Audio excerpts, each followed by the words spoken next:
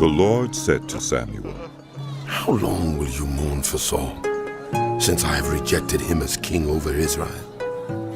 Fill your horn with oil, and be on your way. I am sending you to Jesse of Bethlehem. I have chosen one of his sons to be king. But Samuel said, How can I go? If Saul hears about it, he will kill me. The Lord said, Take a heifer with you, and say, I have come to sacrifice to the Lord.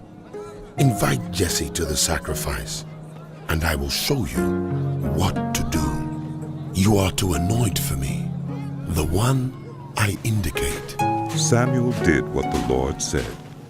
When he arrived at Bethlehem, the elders of the town trembled when they met him. They asked, Do you come in peace? Samuel replied, Yes, in peace. I have come to sacrifice to the Lord. Consecrate yourselves and come to the sacrifice with me.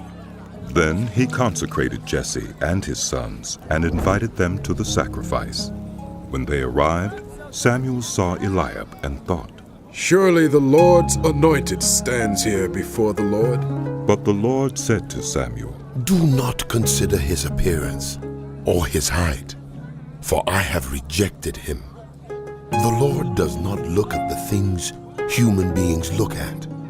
People look at the outward appearance, but the Lord looks at the heart. Then Jesse called Abinadab and had him pass in front of Samuel. But Samuel said, The Lord has not chosen this one either. Jesse then had Shammah pass by. But Samuel said, Nor has the Lord chosen this one. Jesse had 7 of his sons pass before Samuel.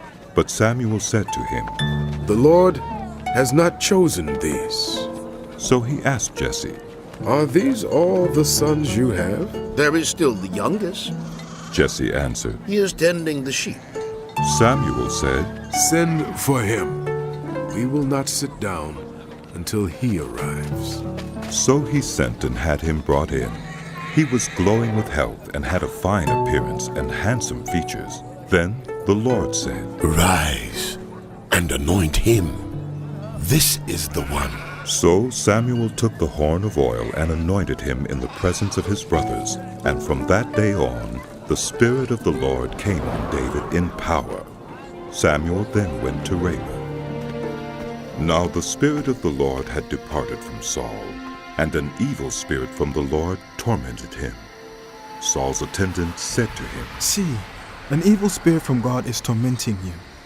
Let our Lord command his servants here to search for someone who can play the lyre.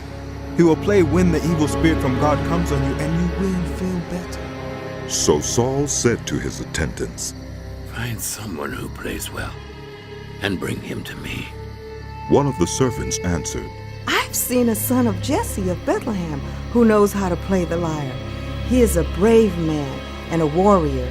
He speaks well and is a fine-looking man, and the Lord is with him.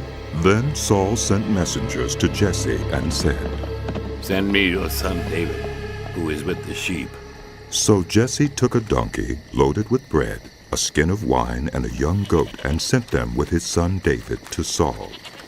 David came to Saul and entered his service. Saul liked him very much, and David became one of his armor-bearers. Then Saul sent word to Jesse, saying, Allow David to remain in my service, for I am pleased with him. Whenever the Spirit from God came on Saul, David would take up his lyre and play. Then relief would come to Saul. He would feel better, and the evil spirit would leave him.